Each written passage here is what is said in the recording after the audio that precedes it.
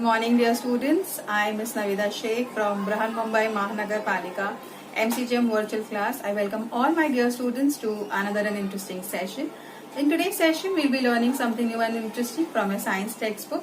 So let's get started. Good morning, dear students. I am Ms. Navida Sheikh. We'll be starting with a new and an interesting chapter in today's class. And today's session, we'll be learning life processes in living organism part 1. Now this chapter is very interesting because we will be learning about the processes that help the living beings to sustain themselves. Okay, and this is what is called as life processes.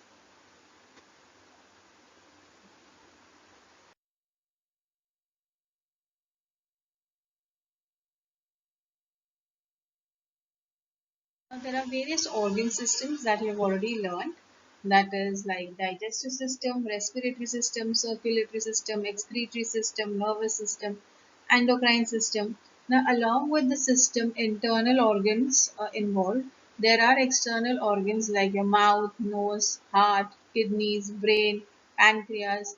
These are the main organs which are present internally also, and some are outside, which are helping each other to perform your life processes smoothly and perfectly. Now, there's a question that how are the foodstuffs that we eat and their nutrients contents useful for the body? Like here you have seen that there are so many different processes, life processes that takes place in your body, and how are they actually useful? Let us see that.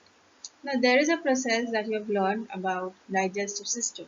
In this system, you with the help of your mouth, you eat food and it goes into your esophagus. From there, it goes into your stomach. With the help of the digestive juices that are present, the food gets it gets broken down and it gets simplified and it gets into your small intestine, large intestine, and then it comes out. All the waste product comes out in the form of the urine or stools from your body. So, the body needs variety of following 5 nutrients, that is proteins, carbohydrates, fats, vitamins and minerals. And from the food that you eat, in order to stay healthy and productive, protein is needed to build and maintain your entire muscular system, blood, skin and bones and other tissues and organs in the body. Now, as you can see here, there is everything that is essential and healthy on the table, and this is what we call it as a balanced diet. Now, what is the importance of balanced diet for the body? Why is it always said that you should eat the food which is cooked at home and you should eat everything that is made? You should eat your leafy vegetables, you should eat whatever is available and healthy apart from the things that you eat from roadside.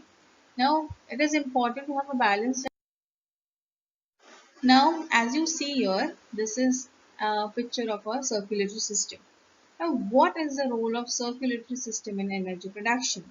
As we said that there are various organs and organ systems present in our body which are helping our body to run smoothly. Now, out of that, one is circulatory system.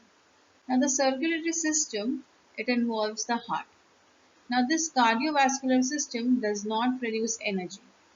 It only allows the transport of energy-rich substances like glucose, fatty acids, and other.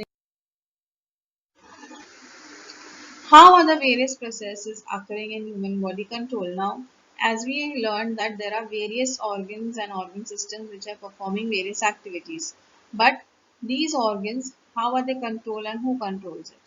So you have a nervous system, right? This nervous system is it controls all the various processes occurring in our body. That is called as the CNS or central nervous system along with hormones. Each life process contributes in its own way.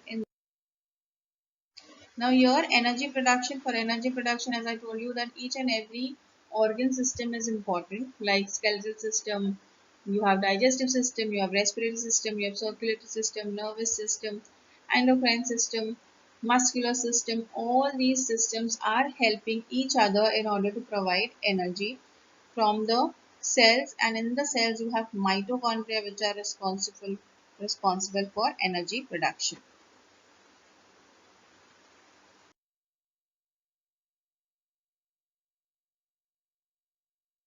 Now, as I told you that the human body comprises of many organ systems, and the few examples that we have is digestive system, respiratory system, circulatory system, excretory system, nervous system, reproductive system, muscular system, etc.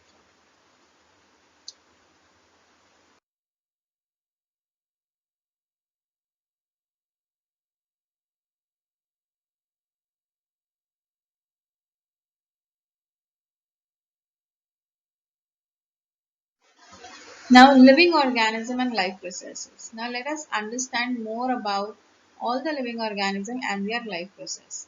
Now, various organ systems are continuously performing various functions in your body, like movement, respiration, growth, excretion, reproduction. Okay, so this all processes, life processes that is happening in your body, along with various systems like digestive system, circulatory system, excretory system and control system, different external and internal organs.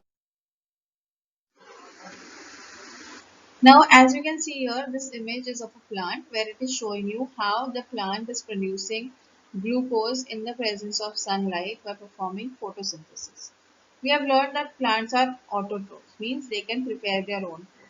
And that is the reason we need to study them every year, because it helps us to understand why are they so important.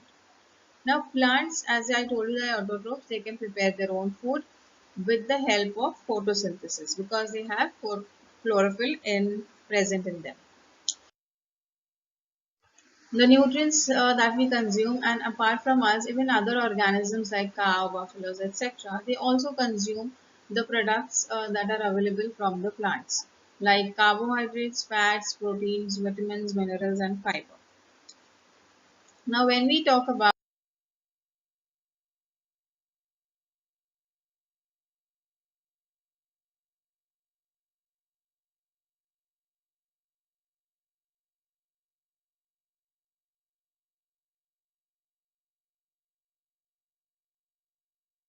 carbohydrates, you get it from milk, fruits, jaggery, sugarcane, honey, cereals, sweet meat, sweet potatoes and vegetables. Same way,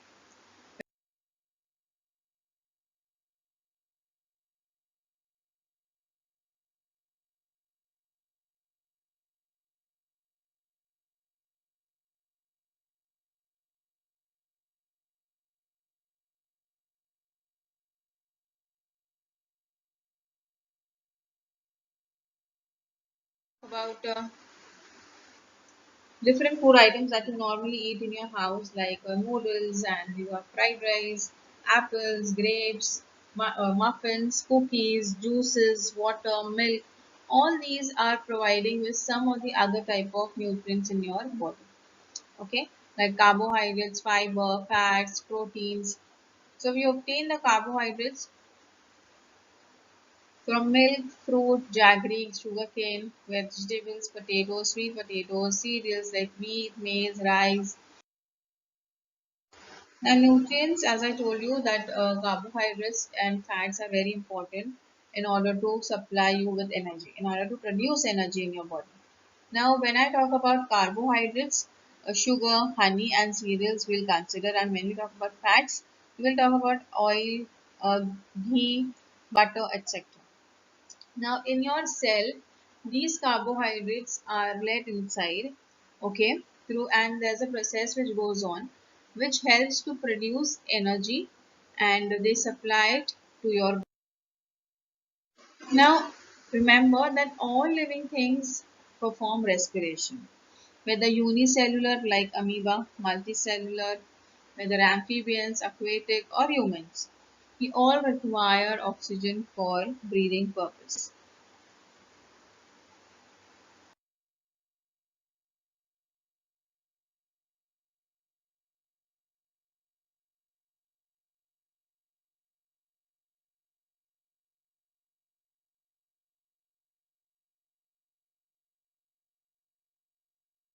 Then Then here you have this picture of your respiratory system, right? So automatically things become clear that what I'm going to ask you.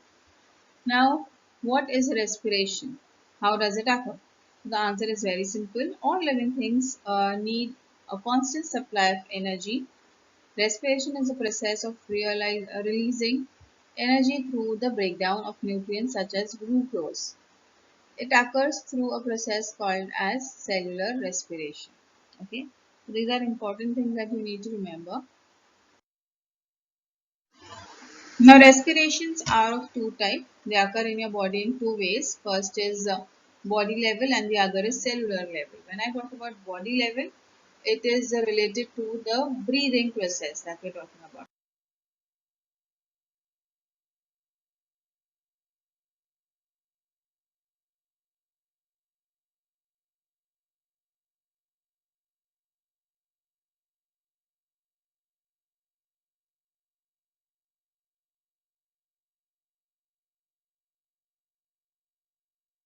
We move on to the next part of the chapter, that is living organism and energy production.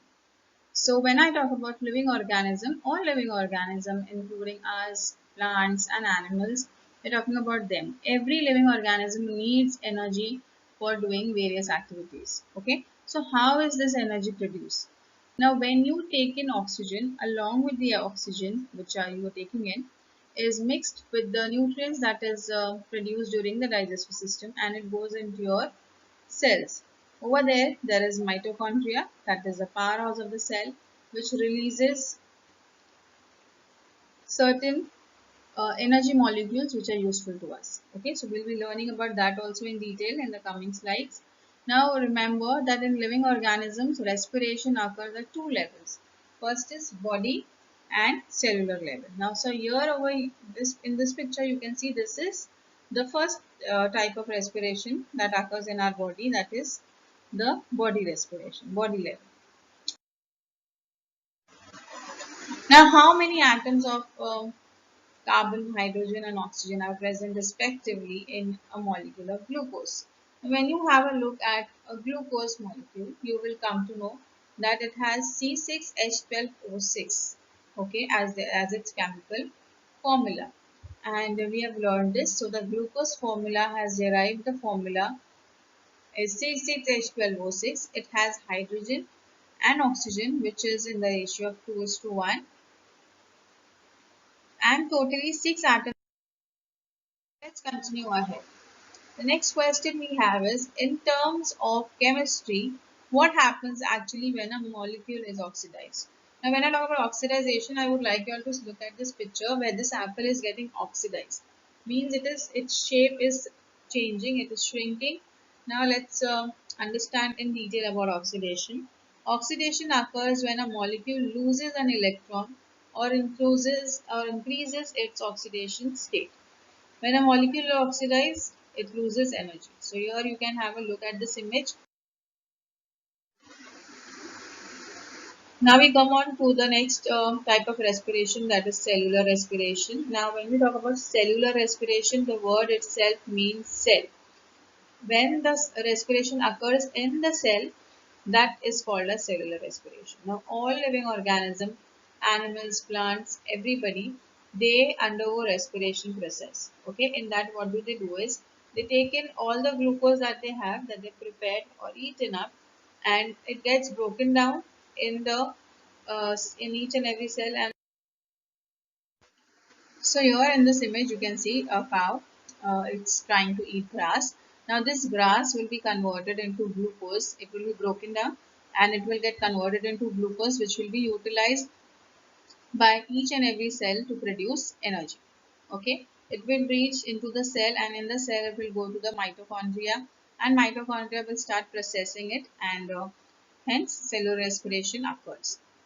Okay, so mitochondria is very important when we talk about cellular respiration. In case of respiration at cellular level, foodstuffs are oxidized either with or without the help of oxygen. Means they either need oxygen or they do not need oxygen. Okay, there are some organisms. Now, cellular respiration is of two types: aerobic respiration and anaerobic respiration. Aerobic respiration involves the use of oxygen, means it will happen in the presence of oxygen, whereas anaerobic respiration occurs in the absence of oxygen. So oxygen is not involved in anaerobic respiration. Okay, so these are a few things that we need to remember, because in the coming period that we'll be learning, we will be using these words again and again. So you need to have a clear idea about it. We'll be learning few more interesting things. Till then, thank you.